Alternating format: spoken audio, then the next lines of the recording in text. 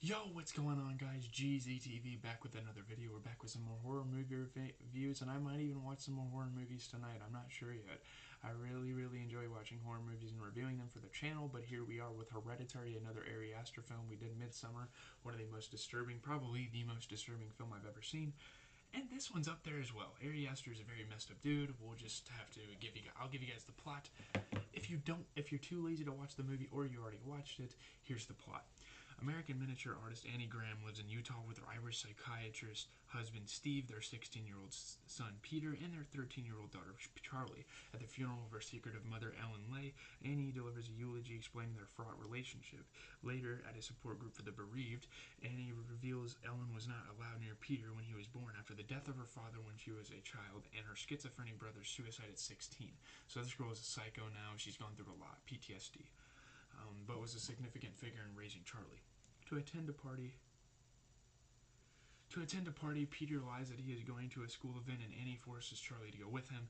At the party, Peter leaves Charlie unattended, and Charlie, who has a severe nut allergy, eats chocolate cake containing walnuts and suffers anaphylactic shock, which is pretty much you can't breathe and you're like panicking. As Peter drives Charlie to the hospital, she leans out of the window for air. When Peter swerves to avoid a dead deer, she is violently decapitated by a telephone pole, and this alone was like the most disturbing image I've ever seen in a movie.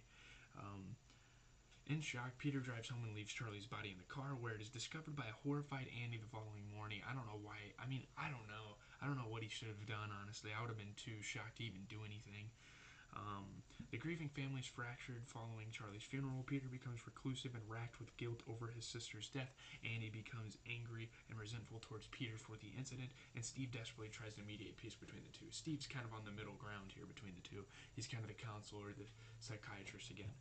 Annie befriends support group member Joan. Joan teaches Annie to perform a seance to communicate with Charlie, and later that night, Annie convinces her family to attempt the seance, which is kind of a it's like a calling out to the dead, like spirits, kind of like asking them questions and stuff. It's kind of like what you do with like an Ouija board almost. But anyways, just kind of explaining what it means. Objects begin to move and break, and Peter is petrified when Annie begins speaking in Charlie's frightened voice until Steve douses her with water. That was a pretty freaky moment as well. As Peter begins to be plagued by supernatural forces, Annie suspects Charlie's spirit has become malevolent. When she sees Charlie's sketchbook drawing images that appear to threaten Peter, she throws the book into the fireplace, but her clothes start to burn along with the book. So the book is pretty much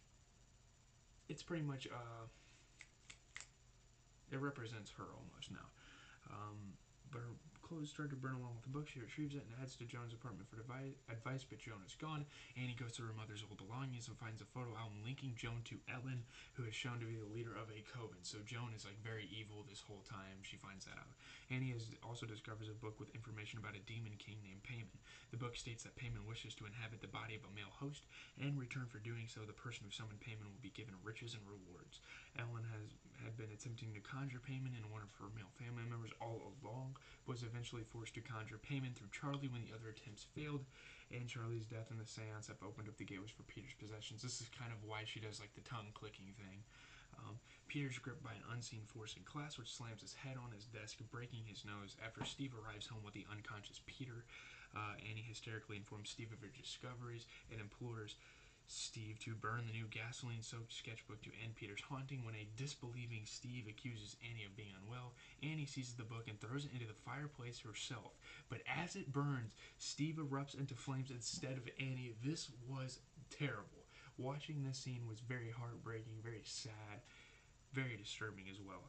As Annie looks on in horror, a shimmering light enters her body and she becomes possessed by Payman. Peter awakens to find his father's charred corpse and nude Coven members before a possessed Annie chases him into the attic. Annie crawling around the walls was very disturbing as well, where she beheads herself with piano wire. Oh my god, that scene was so gross as well. As Peter jumps out of the attic window to escape, the same light that entered Annie then enters Peter's battered body as Annie's headless corpse levitates into Charlie's treehouse. Peter, now displaying Charlie's mannerisms, follows his mother's body into the treehouse. There he finds Joan, other nude Coven members, and I don't know what it is with Ari Aster and nude people, but I don't know. Will it be in future movies? Who knows? And the headless corpses of his mother and grandmother bowing to him. So I don't know what it is about them beheading themselves. I think they do that to kill themselves, and it's kind of their Coven tradition. It's very twisted. It's very fucked up. Um, and Charlie's crown severed head rested atop a mannequin. That was Charlie's head. I don't know how I didn't notice that. Joan removes the crown and places it upon Peter, whom she addresses as Charlie, or swears an oath to him as payment, one of the 8 kings of hell, and declares that he is now free to rule over them. So I don't know what happened after that. I wish movies would stop being so mysterious with stuff like that, but I guess it's up to the audience to decide. I guess it's open for interpretation. Maybe that's why Ari Aster is such a good director.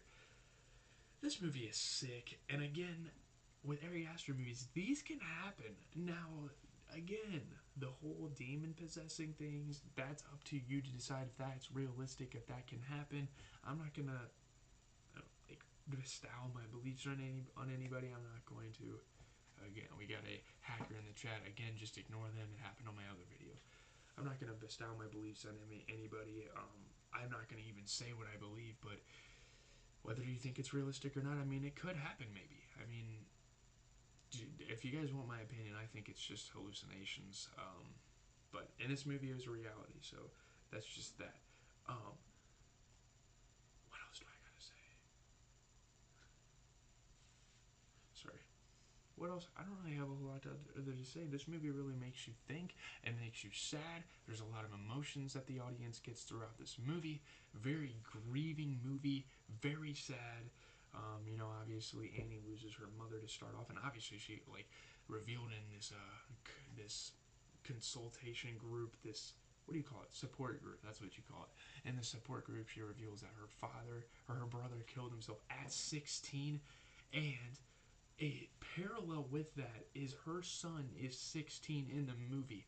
So maybe that's a theory that people came up with. Maybe Peter hung himself after he was King Payment, and the curse probably continued to their blood. Well, I guess their bloodline kind of ended there, but again, I don't know. Maybe that's the flaw of the theory. Movie was very, very disturbing. I wouldn't say Ari Aster movies are scary. It's just the imagery that happens. It is terrifying, but it's not scary. I think there's a difference. Scary means, oh my god, like I'm about to have a heart attack. Scary, and terrifying is just like you're sitting there and all like, what is going on? What did I just look at? I think that's more Ari Aster. I think Ari Aster is more of a shock value director. That makes him a good director. I think what he does is cool. Obviously, it's very fucked up what he does in his movies, like all the messages he conveys, all the stuff he seems to support in his movies. I don't know. Maybe he doesn't. Maybe that's going a little too far, but all the stuff he portrays in his movies, obviously it's very messed up, but it makes it like an enjoyable movie experience because it's very unorthodox. It's like stuff you haven't seen before when you watch a horror movie. And really, you can think of these movies as thrillers more than horror movies. I mean, that's kind of what Ari Aster did with Midsummer. Midsummer's just a messed up movie. I mean, I don't know what the genre is for it.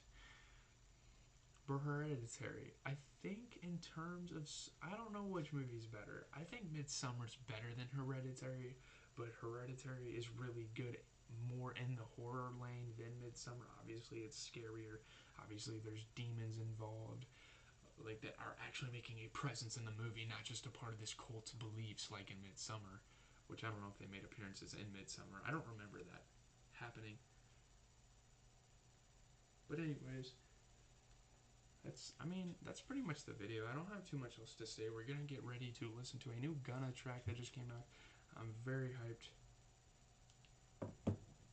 I'm very hyped because I just got a 81 on my calc test when I thought I got a C on it. So hey, good day, boys.